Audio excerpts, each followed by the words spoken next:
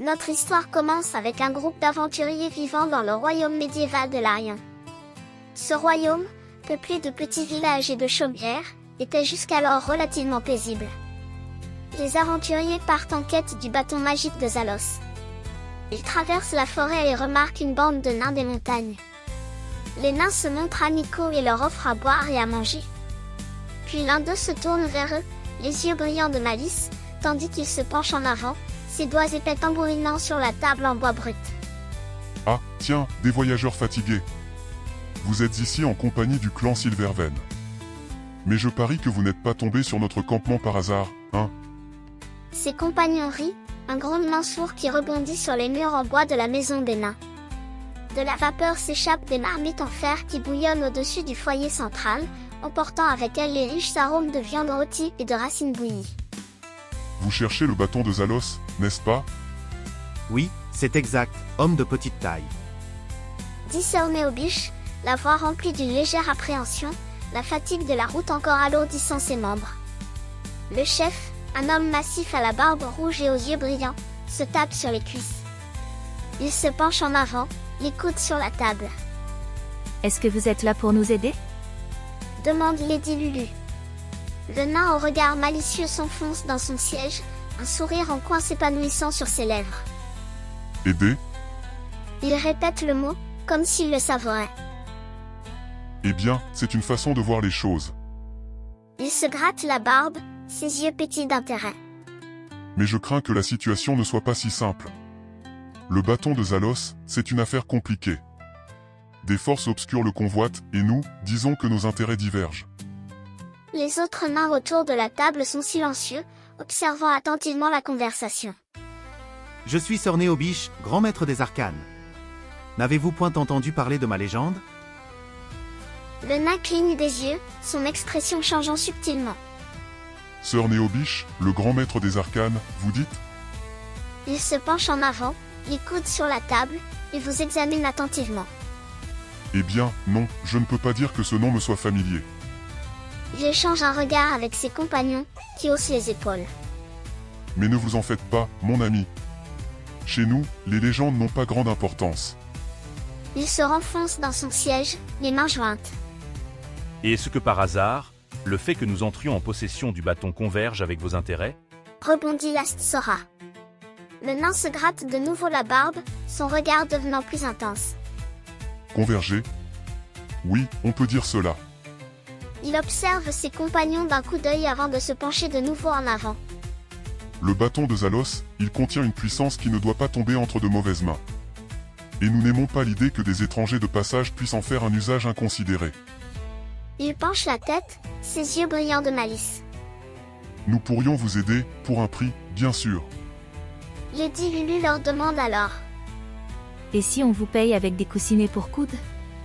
Parce que j'ai remarqué que vous aimez bien vous pencher en avant, sur vos coudes. Le nain fronce les sourcils, visiblement dérouté. Des coussinets pour coudes? Je ne suis pas certain de bien comprendre, mon ami. Il secoue la tête, l'air perplexe. Il se redresse, regardant autour de la table pour obtenir de l'aide. Peut-être que... Il s'interrompt, puis son regard s'aiguise. Attendez une minute. Est-ce que vous me taquinez, par hasard? Un gloussement s'échappe de ses lèvres, et il vous regarde, manifestement impressionné. Neobish dit alors. Nous allons nous présenter afin de clarifier les choses. Nous sommes 3 compagnons. Pour ma part, je suis Sir Neobish, grand maître des arcanes. Je suis Astsora, paladin impérial de l'Empire de Kazaland. Le nain cligne des yeux, un instant silencieux, visiblement surpris par ces déclarations. Un paladin impérial, hein? Il se renfonce dans son siège, ses mains croisées sur son ventre. Intéressant. Je n'ai pas croisé beaucoup d'humains de l'Empire de Kazaland depuis des années. Comment se porte l'endroit? Il y a une note de curiosité, mais ses yeux demeurent perçants. Les autres nains à la table se redressent légèrement, l'intérêt naissant dans leur regard. Un empire à la courtoisie sans égale, au service des autres nations. Vos paladins n'hésitent pas à protéger les plus faibles. Quant à moi, je m'appelle Lady Lulu. Je suis une rustre guerrière mais avec un très gros cœur et je n'hésite pas à frapper pour défendre mes compagnons, Sœur Néobiche et Last Sora. Lady Lulu, une rustique guerrière, hein? Le chef des nains hoche la tête, un demi-sourire aux lèvres. Je peux le voir dans ton regard. Ses yeux glissent sur vos bras musclés et votre armure. La force brute peut être utile si elle est bien utilisée. Il fait une pause, pesant soigneusement ses prochains mots. Je suis content que tu te préoccupes de tes compagnons, mais ici, dans les montagnes, les mots ne suffisent pas toujours. La force est parfois nécessaire, et pas toujours dans les bons moments. Il croise les bras. Un nom étrange, Lulu. C'est alors que Sœur Néobiche prit la parole. Nous allons vous prouver notre valeur. Envoyez votre plus puissant guerrier, mon acolyte Last Sora se fera un plaisir de le mettre à terre. Le chef des nains vous adresse un long regard, son sourire disparaissant lentement. Ses compagnons échangent des regards qui ne présagent rien de bon. L'un d'eux, un nain plus petit, les larges d'épaules et aux bras couverts de cicatrices, se lève. Oh oh oh. Un combat? Le chef incline la tête, son visage affichant une certaine malice. C'est plutôt direct, non? Ses yeux se tournent vers son guerrier, puis vers vous. D'accord. Si ça peut nous convaincre de votre valeur. Il se penche en avant, les coudes sur la table. Mais soyez prêts à subir les conséquences de la défaite. Last Sora, après un soupir d'exaspération, dit. J'ai l'habitude de pâtir de la lâcheté de mon compagnon d'armes Sœur Néobiche. Soit. Après quelques pas de côté, il sort son épée immaculée de diamants et autres dorures, prompt à en découdre. Le chef des nains observe la scène avec amusement, se renversant dans son siège. Un paladin qui ne peut pas attendre. Il se gratte la barbe, son expression montrant un certain respect. J'aime ça. Les mots sont bien, mais l'action parle encore plus fort. Le guerrier nain se lève lentement, ses doigts se refermant autour de la poignée de son marteau de guerre. Ses muscles saillent tandis qu'il sort son arme, le bois gravé de runes de force luisant dans la lueur du feu. Je suis Borgrum. J'aime les combats. Ses yeux brillent de défi. Très bien, messieurs. Allez-y. Le chef des nains fait un signe de la main, et la table s'écarte automatiquement, révélant un espace vide au centre de la pièce. Une lumière tamisée emplit l'espace, projetant des ombres sur les murs de bois. Je n'aime pas tuer gratuitement. Aussi vous vous relèverez dans quelques heures. Après cela, le paladin s'élança avant d'assommer Borgrum avec le pommeau de son arme. Borgrum se met en garde, son marteau levé, prêt à parer l'attaque. Cependant, Last Sora bouge avec une rapidité surprenante pour un homme de sa taille, se faufilant sous la garde du nain pour lui asséner un violent coup de pommeau à la tête. Le son creux de l'impact emplit la pièce. Le nain bascule en arrière, sonné, et s'effondre au sol. Le chef des nains se penche en avant, regardant son guerrier inconscient. Eh bien, je n'ai jamais vu personne mettre KO Borgrum aussi rapidement. Il est clairement impressionné. Sœur Néobiche prend rapidement la parole. Ah. Contemplez la puissance de Last Sora et de Sœur Néobiche. À présent, donnez-nous le bâton de Zalos, ou il vous en coûtera. Le chef des nains vous observe attentivement, ses yeux pétillants d'intérêt. Ah, enfin, des exigences claires. Il se gratte de nouveau la barbe, pesant visiblement les prochains mots qu'il va prononcer. Le bâton de Zalos n'est pas un simple objet que l'on peut donner ou prendre. Ce qu'il contient, ce n'est pas pour tout le monde. Il se penche en avant, posant les coudes sur la table. Mais si c'est si important pour vous, nous pourrions envisager de vous le céder, contre un service. Un sourire en coin apparaît sur son visage. Lady Lulu interroge à son tour. Un service? Vous retirez ce qui vous gêne tellement le cul que vous êtes obligé de vous pencher tout le temps? Le chef des nains vous regarde avec incrédulité, clignant des yeux plusieurs fois. Son visage rougit, et un gloussement s'échappe de ses lèvres. Oh, une femme qui ne mâche pas ses mots. Il secoue la tête, amusé, avant de se redresser sur son siège. Lady Lulu, tu es unique. Il se gratte la barbe, son regard s'étrécit un peu. Mais tu n'as pas tort. Ce service que j'ai en tête, il implique effectivement de se pencher. Peut-être que tu peux aider après tout. Son sourire s'élargit. La guerrière dit alors. Tu ne vas pas le regretter, je suis très bien équipé. Mon père est le proctologue le plus réputé de la capitale. Après ça, Nous donnerez-vous le bâton de Zalos? Le chef des nains se fige un instant, sa main en suspens sur sa barbe. Puis il cligne des yeux, plusieurs fois, et un long silence s'installe. Un rougissement s'étend de son cou à ses joues, et il déglutit difficilement. Les autres nains autour de la table échangent des regards, visiblement mal à l'aise. Eh bien, c'est une proposition plutôt surprenante. Il laisse échapper un petit sifflement, avant de se pencher en avant puis se gratte la barbe d'un air absent. Et bien sûr, le bâton de Zalos sera à vous après ça. Je suppose. Je vais vous éclairer avec mes pouvoirs de paladin. Last Sora s'avança et dégaina son épée éclairant le tunnel du chef des nains, avant de se tourner vers Lulu. Tu peux y aller, Lulu. Le chef des nains sursaute légèrement lorsque la lumière de l'épée de Last Sora inonde son tunnel. Son regard passe de la lame scintillante à votre équipement médical, et une expression indéfinissable traverse son visage. Paladin, tu es bienveillant. Il prend une grande inspiration. Très bien. Allons-y. Il se lève et vous fait signe de le suivre vers l'extrémité de la grande salle, où un petit couloir s'ouvre sur une pièce privée. Tandis qu'il s'éloigne, les autres nains échangent des regards, certains secouant la tête avec un mélange d'incrédulité et de curiosité. Le chef des nains se tient au centre d'une petite pièce, meublée d'un grand lit, d'une table et d'un tabouret. Une couverture épaisse et des draps blancs couvrent le lit, et une bougie vacille sur la table, projetant des ombres dansantes sur les murs. Il s'assoit sur le bord du lit, son poids faisant légèrement rebondir le matelas.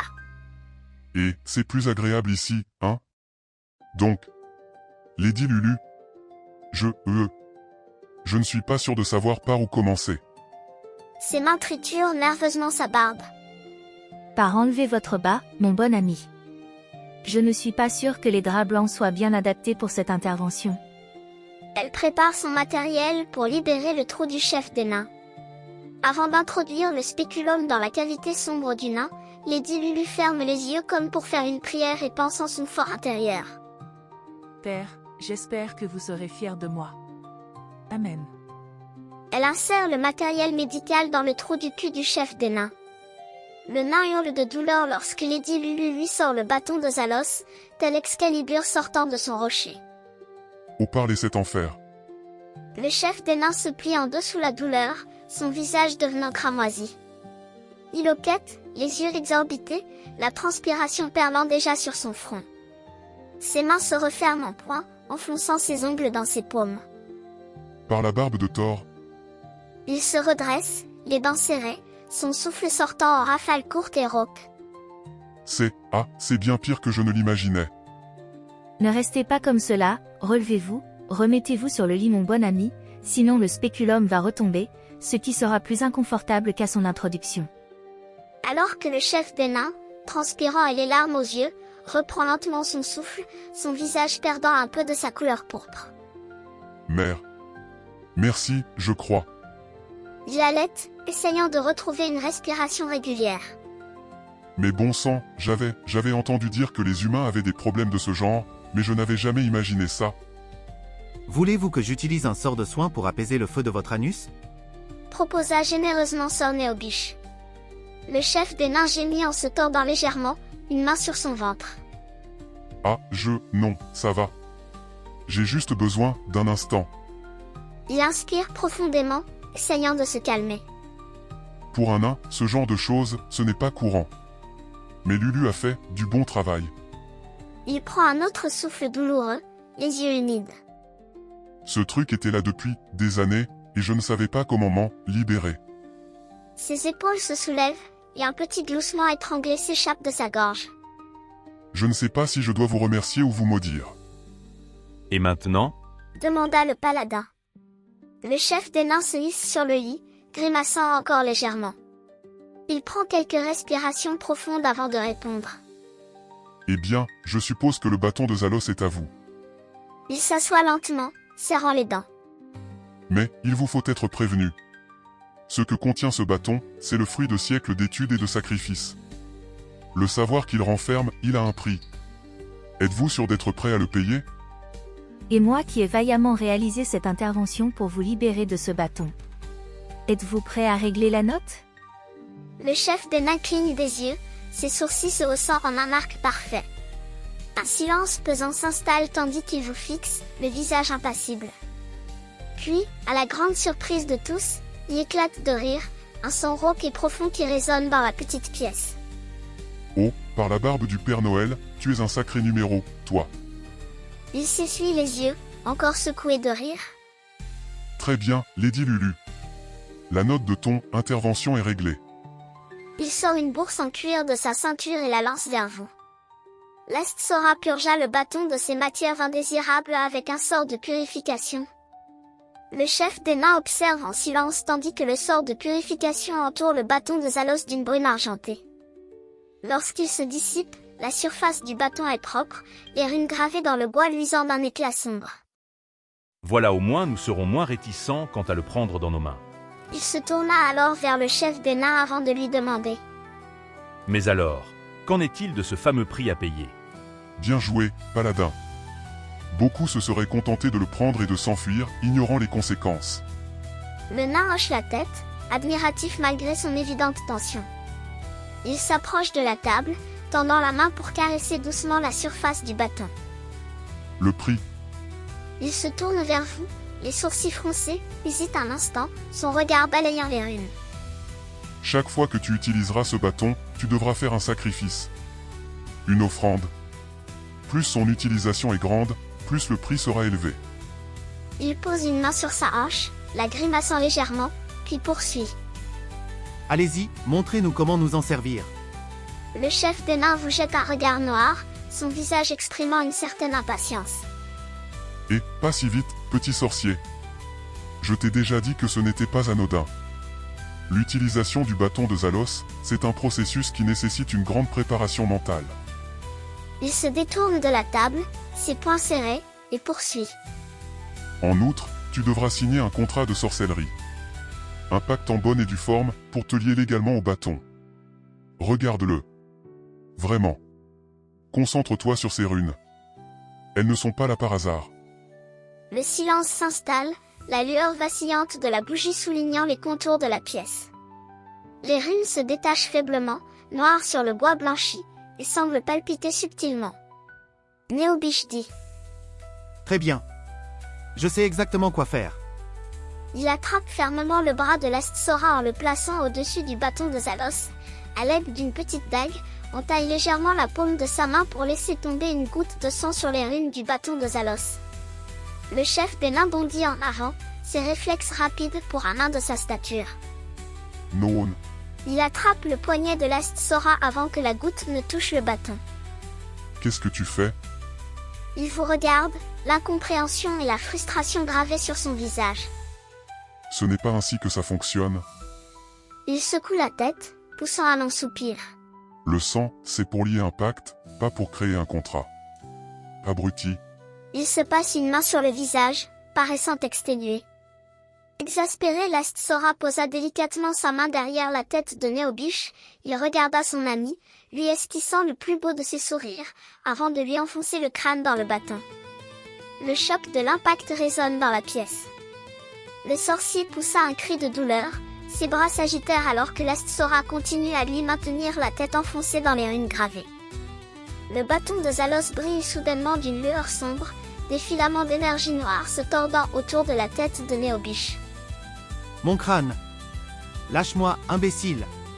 Hurle-t-il, se débattant furieusement, son corps frétillant comme un poisson hors de l'eau. Le chef des nains s'élance en avant, attrapant l'Astsora par les épaules et le tirant en arrière de toutes ses forces. Les jambes du paladin glissent sur le sol de pierre, mais il parvient à maintenir sa prise sur Néobiche, lui maintenant la tête enfoncée dans le bâton. Mais qu'est-ce que vous? Mais bon sang. Le chef des nains semble sur le point d'avoir une attaque, ses mains agrippant ses cheveux dans un geste de désespoir. Arrête. Arrête immédiatement. Non, laissez-le, je sens que ça fonctionne. Proteste Néobiche. Le chef des nains lâche enfin l'Astsora et recule d'un pas chancelant, les mains levées en signe de reddition. Fais comme tu veux, sorcier fou. Crache-t-il, un regard furieux à l'adresse de Néobiche. Mais ne viens pas te plaindre quand tu finiras par regretter.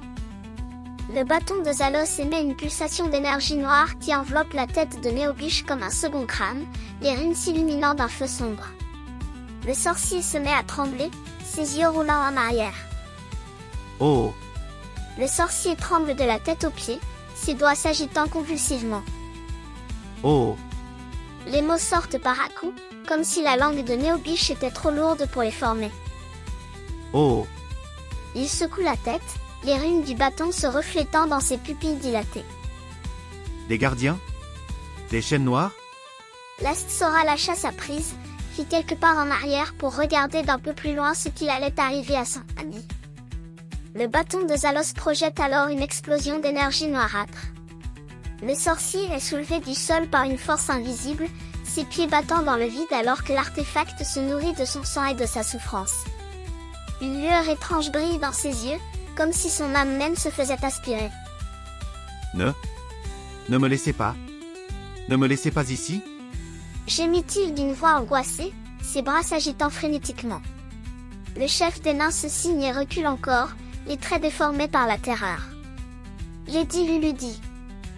Monsieur le chef des nains, faites quelque chose pour sauver Néobiche. Il est simple mais ne mérite pas ce qui lui arrive. S'il vous plaît, au nom de notre amitié naissante. Le chef des nains observe Néobiche se tordre dans les airs, la lueur dans ses yeux grandissant jusqu'à ce qu'il soit entièrement noir. Il a accepté le contrat, il n'y a pas grand-chose à faire. Le bâton de Zalos gronde comme un animal qui se réveille, l'énergie qui l'entoure se solidifiant jusqu'à prendre la forme de liens sombres qui s'enroulent autour de Néobiche. Le sorcier hurle de nouveau, son corps entier se convulsant alors que les liens se resserrent. Lady Lulu demande à l'Astsora de pisser dans une écuelle. Elle jette l'urine encore chaude sur Sir Néobiche, qui hurle de plus belle. Le bâton stoppe son sortilège et libère le pernicieux sorcier Néobiche avant de reprendre la forme de bâton. Le chef des nains s'essuie le front d'un revers de main, les yeux écarquillés. Par la barbe de Durin, tu l'as déséquilibré. Son regard passe du bâton de Zalos à Néobiche, qui gît sur le sol, tremblant et dégoulinant d'urine. L'urine, intéressant choix d'offrande, mais imprévisible. Il s'accroupit à côté de Néobiche, l'air à la fois inquiet et impressionné. Il a encore ses esprits, je suppose. J'ai vu des choses, de là où était le bâton, c'était horrible. Le chef des nains secoue la tête, ses doigts épais tordus sur sa barbe. Évidemment que c'était horrible. Tu as regardé à travers un portail vers les profondeurs du néant. Il tend la main pour aider Néobiche à se relever, ses yeux se plissant de méfiance. Le bâton de Zalos ne conduit pas vers des lieux agréables, sorcier. C'est un artefact de contrainte, créé pour forcer des êtres qui devraient rester dans les ténèbres à se soumettre à la volonté de l'homme. Il lâche sa barbe et croise les bras. Et maintenant, il est à toi. Pourquoi était-il dans votre arrière-train, chef des nains? Demanda Lady Lulu. Le chef des nains se racle la gorge, son expression devenant légèrement embarrassée. Eh bien, il y a eu un incident. Avec des trolls. Et des grottes souterraines. Il tripote nerveusement sa barbe, puis soupire l'air résigné. Le bâton de Zalos était là depuis des siècles. Nous l'avions, stocké pour le vendre. Malheureusement, une équipe d'exploration a ouvert accidentellement l'espace où il était conservé. Les trolls l'ont, utilisé pour des choses que je préfère oublier. Sans prévenir, l'Astsora mit un coup de pied à Néobiche qui s'étala de nouveau sur le sol, un filet de sang s'écoulant de son nez. Aïe! Qu'est-ce qui te prend? Gémit Néobiche en se frottant la tête. Je te le dis, paladin. Néobiche a besoin de soins, pas de coups de pied. Tu vas l'achever si tu continues comme ça. Le sorcier se relève péniblement, ses mains tremblant encore légèrement. De façon puérile, il lance un puissant sort de boule de feu sur l'Astsora, mettant le feu au tissu de son armure et au lit. La boule de feu explose dans une gerbe d'étincelles, enflammant instantanément la literie et une partie de l'armure de l'Astsora. Le paladin hurle de douleur, luttant pour se débarrasser des flammes. Le chef des nains s'élance en avant, luttant pour l'éteindre à l'aide de sa cape et de ses mains nues. Qu'est-ce que tu fous, sorcier? Je ne sais pas pourquoi j'ai fait ça. Je ne me contrôle pas. Lady Lulu abat son poing massif sur la tête de Néobiche, le faisant s'écrouler à terre dans un bruit sourd. Le chef des nains soupire de soulagement, se concentrant sur l'Ast Sora. Vite, les garçons. Éteignez-le avant que son armure ne fonde. Les autres nains se précipitent, utilisant des couvertures pour étouffer les flammes, alors que Lulu arrache les pièces de l'armure en feu. L'Ast Sora hurle de douleur, ses cheveux roussis, son bras gauche brûlé et enflé. Buvez, imbécile. Lulu met de force la potion dans la bouche de l'Ast Sora. Le paladin recrache d'abord, puis parvient à avaler, ses yeux larmoyants à cause de la fumée et de la douleur. La potion commence immédiatement à faire effet, les brûlures les plus superficielles s'estompant légèrement. Merci Lulu. Dit le paladin d'une voix faible, toussant. Sa respiration est hachée, mais il essaie de sourire. Cela dit, je maintiens qu'il faut surveiller cet imbécile de sorcier. À suivre. Dans le prochain épisode, de la proctologie et des combats épiques.